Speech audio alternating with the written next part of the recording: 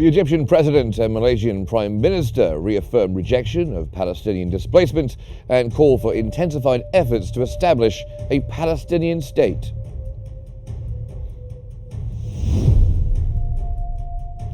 Egypt develops comprehensive plan to support Gaza's recovery, focusing on reconstruction while ensuring Palestinians remain on their land.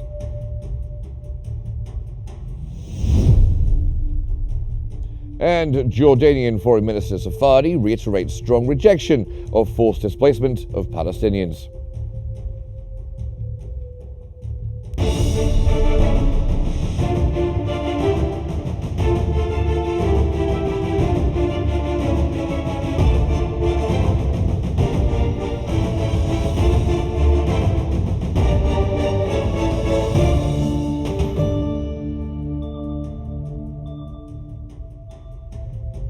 Hello there, good afternoon. It's 4 o'clock Cairo local time.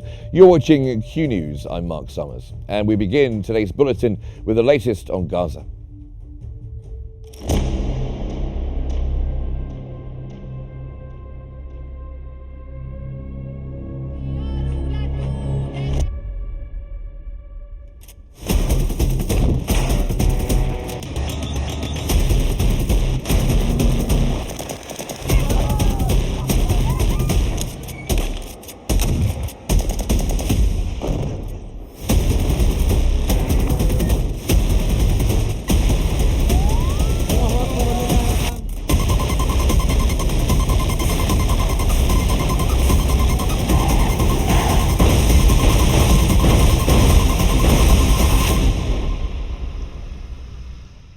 The Egyptian President Abdel Fattah el-Sisi and the Malaysian Prime Minister Anwar Ibrahim have reaffirmed their rejection of any forced displacement of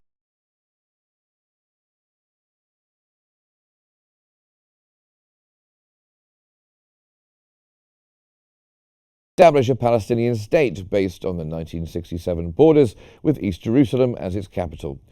The leaders also discussed delivering aid to Gaza and Egypt's mediation efforts with Qatar and the United States to uphold the ceasefire.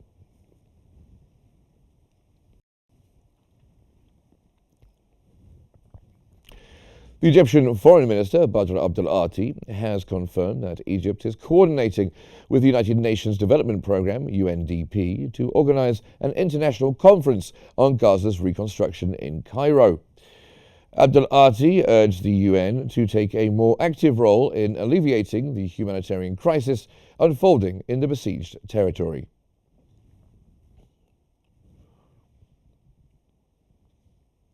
Reuters has reported that Arab nations are urgently developing a plan for Gaza's future as an alternative to the US President Donald Trump's proposal.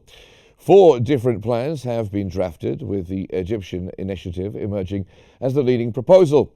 According to sources, Egypt's plan includes forming a Palestinian committee to govern Gaza without Hamas, securing international participation in reconstruction, and preventing the forced displacement of Palestinians. The plan also outlines the construction of 20 temporary housing zones with the involvement of 50 Egyptian and foreign companies.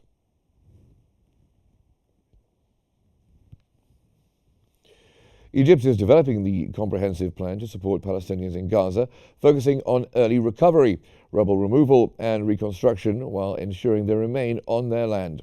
In a meeting with French President Emmanuel Macron in Paris, Foreign Minister Badr Abdel Ati outlined Egypt's vision, which Macron praised. The French president reaffirmed his support for keeping Palestinians in their homeland and for Egypt's efforts to maintain regional stability.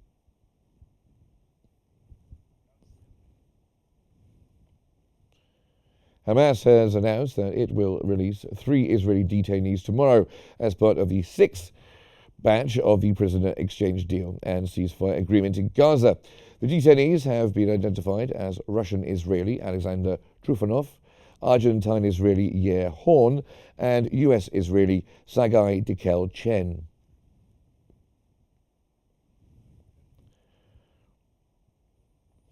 Jordanian Foreign Minister Ayman Safadi has reiterated his country's strong rejection of any forced displacement of Palestinians. He confirmed that an Egyptian-led reconstruction plan, backed by Arab states, is underway to rebuild Gaza without displacing its residents. Safadi emphasized that the two-state solution remains the only viable path to a just and lasting peace.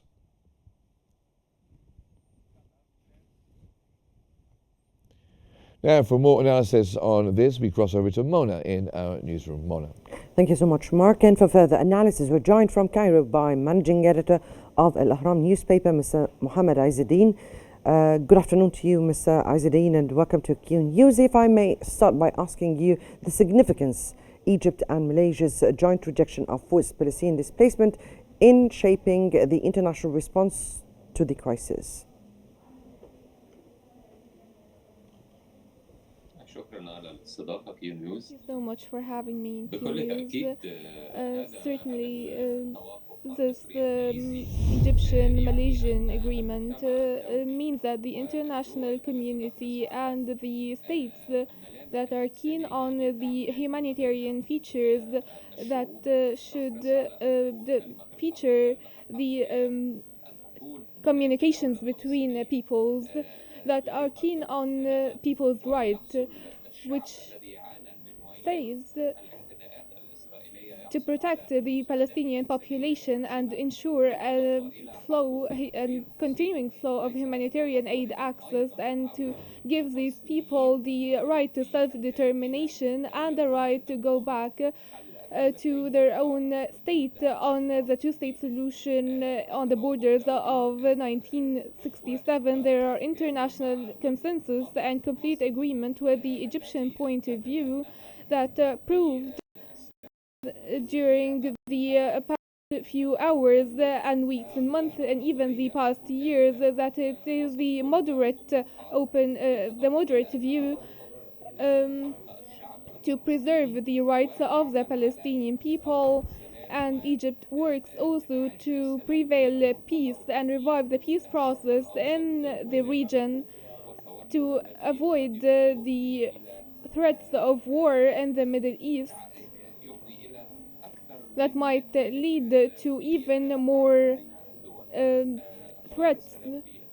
The resolution of peace in the region kept the Palestinian population on their lands and spared us from other threats that might even be threats to other surrounding states and countries to Palestine. These proposals will be offered to the Trump resolution was proposed to the Congress, and then it was going to be offered to the Arab nations. Egypt said its word that we will not accept any kind of forced displacement or any kind of displacement to the Palestinian population. We are more than able to lead a team of reconstruction of the Gaza Strip while keeping the Gazan population on their lands. There is a humanitarian suffering in Palestine, of course, and especially in the Gaza Strip, and there is also a need to stop the hostilities waged on the West Bank, and the non-implementation of the far-right policy, given the endeavor exerted by Egypt as well as Qatar during the past few hours to salvage the ceasefire agreement and the non-deterioration of the situation further. Right, Mr. Mohammed Izzeddin, if I may ask you about what, from your point of view, do you think the main challenges in implementing Egypt's reconstruction plan for Gaza so far?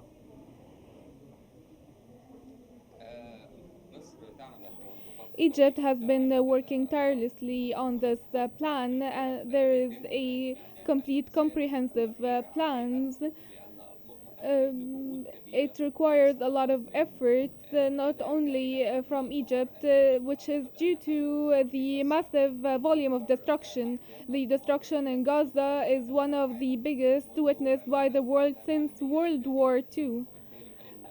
And consequently, it will require the participation of specialized companies, not only from Egypt or the Arab world, but also from international companies also ensuring a sustainable support to these companies to finalize this plan. This Egyptian plan will require 3 to 5 years with the participation of more than 25 companies worldwide, led by Egyptian specialized companies. The problem here is removing the rubble, as well as the humanitarian challenges, which is gathering all Palestinian populations in a safe place till all the rubbles and the war waste is removed.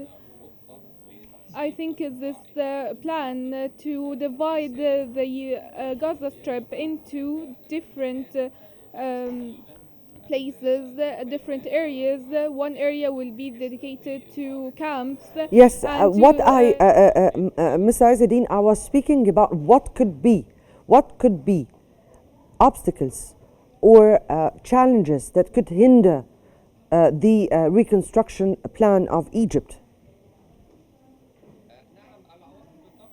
The obstacles, of course, will be posed by the Israeli side and the non-realistic requests from the new Trump administration. There are fundamentals for treatment between states, and there are international rules to deal with the occupation forces. With, here most prominent of which is the Israeli occupation on Palestinian land. It cannot be confined. The Palestinian cause cannot be ended by displacing the Palestinian population, and also trespassing on the integrity and sovereignty of other states. It is internationally unacceptable and cannot be applied. The obstacles can come from the Palestinian side. The recent hours witnessed very strong negotiations led by Egypt and Qatar to achieve an outbreak or a breakthrough in the hostage exchange and releasing the Palestinian detainees. The obstacles or the challenges here could be the pressures practiced by the far right in Israel on the government, and also the desire of Benjamin Netanyahu to stay in office for the longest time possible, especially that he's facing charges and corruption charges. Some generals in the Israeli army who joined the far right perspective, who insist on completing the general plans or the general schemes, they are persistent to continue the war to achieve either on-ground gains or personal gains. Yes, Ms. Aizadeen, you spoke here about Egypt's mediation with Qatar in maintaining the ceasefire. Now, from your point of view, what could be the role of the United Nations and the international community, particularly the US, in implementing a ceasefire or implementing a plan that would lead to stability in in Gaza and in the whole region?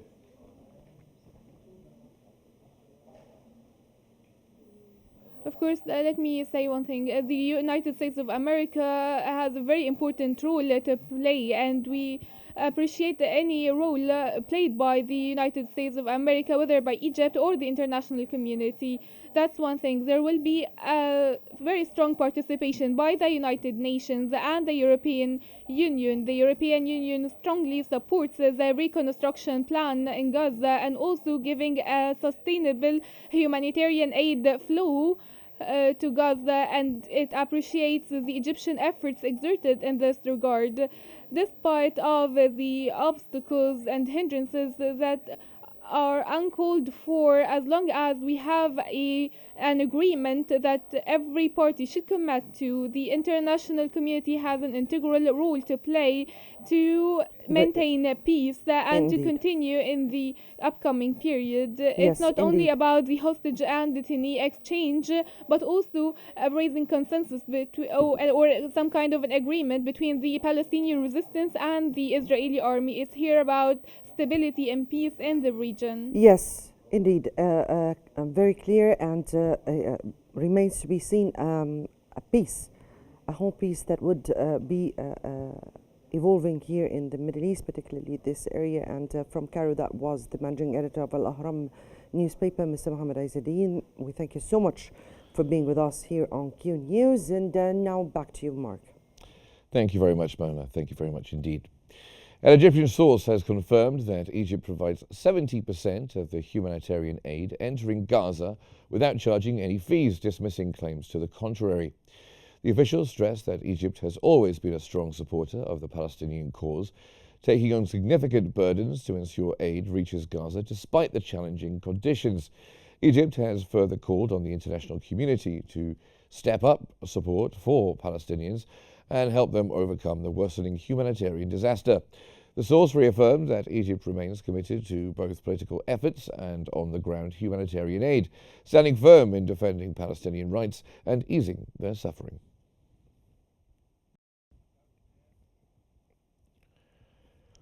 European and Arab ambassadors have united in rejecting forced displacement and ethnic cleansing of Palestinians in Gaza.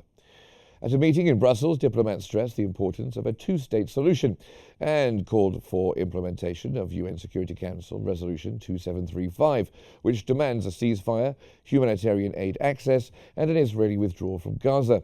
The parties agreed to continue coordinating joint efforts on the Palestinian cause.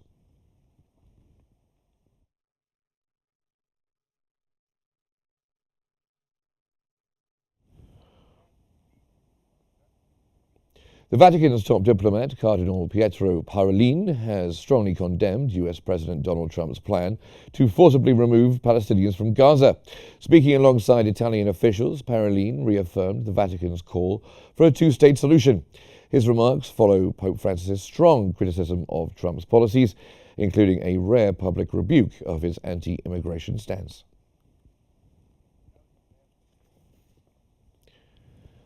Turkish President Erdogan has declared that forcing Palestinians out of Gaza is completely unacceptable. He warned that US endorsement of Israeli Prime Minister Benjamin Netanyahu's claims will only escalate tensions, not bring peace. Erdogan added that peace efforts cannot advance through misguided plans that serve Netanyahu's interests while endangering Palestinian lives.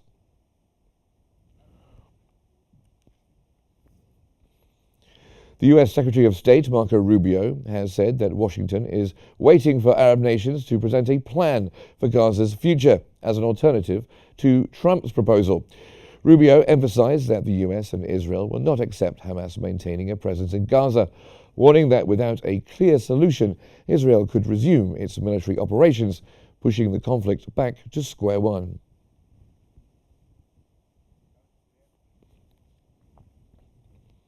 The United Nations Relief and Works Agency, UNRWA, has said that displaced families in Gaza continue to suffer despite ongoing efforts to deliver essential humanitarian aid. In a statement on the social media platform X, the agency highlighted the dire conditions residents face as they return to their devastated homes. It warned that harsh winter weather, heavy rains, and overcrowded shelters are leaving many without adequate protection.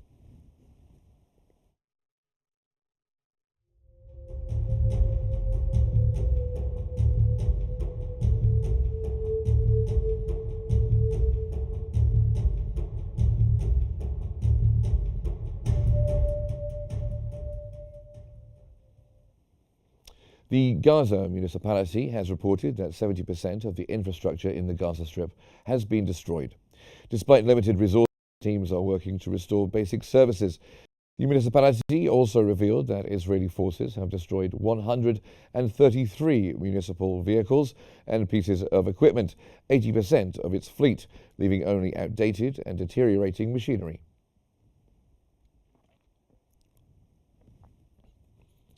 The Rafah municipality has said that Israeli forces now control 60% of the city, with homes being destroyed amid continuous gunfire targeting so-called safe zones. Officials warn that the assault is endangering civilians and obstructing humanitarian aid reconstruction efforts. They're calling for urgent international intervention to halt ongoing Israeli violations since the ceasefire was announced.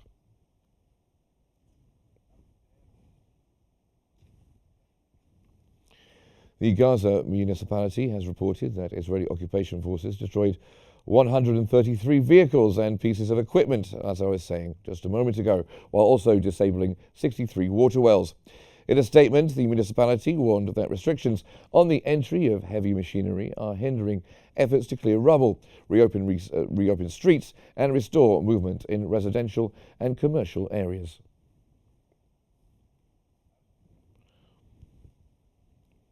The International Committee of the Red Cross has expressed deep concern over the situation of detainees still held in Gaza.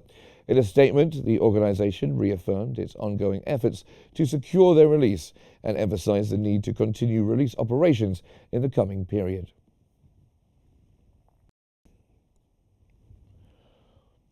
Dozens of U.S. Congress members have voiced their opposition to President Donald Trump's Gaza plan. In a letter signed by 145 lawmakers, they urged Trump to retract his statements, emphasizing the need for the U.S. to take a more active and constructive role in resolving the Israeli-Palestinian conflict. They also expressed concern over a U.S. president advocating for the forced displacement and permanent expulsion of 2 million people.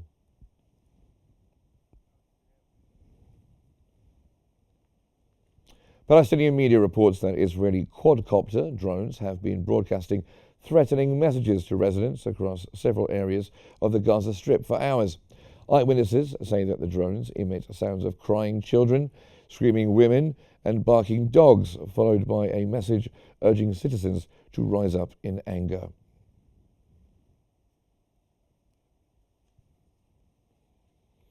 "74 humanitarian aid trucks, including 14 carrying fuel, have entered the Uija crossing en route to Gaza. According to Al Qahira News' correspondent, the aid convoy, facilitated by Egypt, includes food, tents, and other essential supplies to support displaced residents.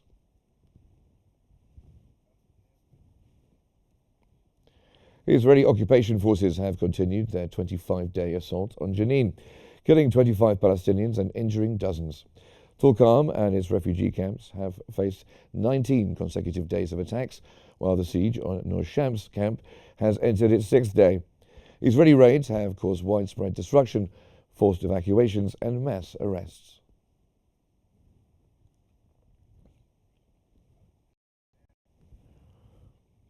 The Palestinian Prisoners Club reports that at least 380 Palestinians have been arrested across Jenin, Tulkarm, and Jubas since the latest Israeli military offensive began in the northern West Bank. Israeli forces continue turning homes into military outposts and deliberately destroying infrastructure.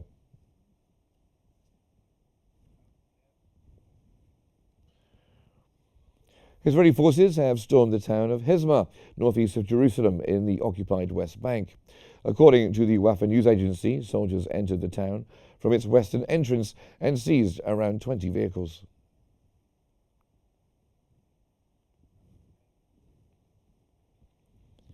The Palestinian news agency also reported that Israeli forces killed 25 Palestinians and injured dozens during 25 days of aggression on Jenin in the occupied West Bank.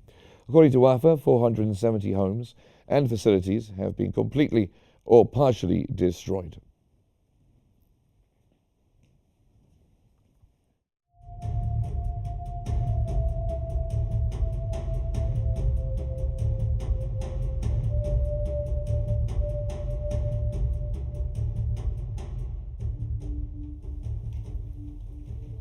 Well, that's just about all for now, but before we go, we just have time to recap the news headlines. The Egyptian president and Malaysian prime minister reaffirmed rejection of Palestinian displacement and call for intensified efforts to establish a Palestinian state.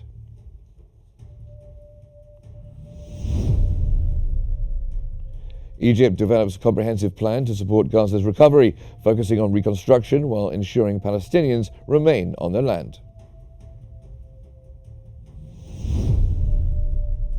And Jordanian Foreign Minister Safadi reiterates strong rejection of forced displacement of Palestinians.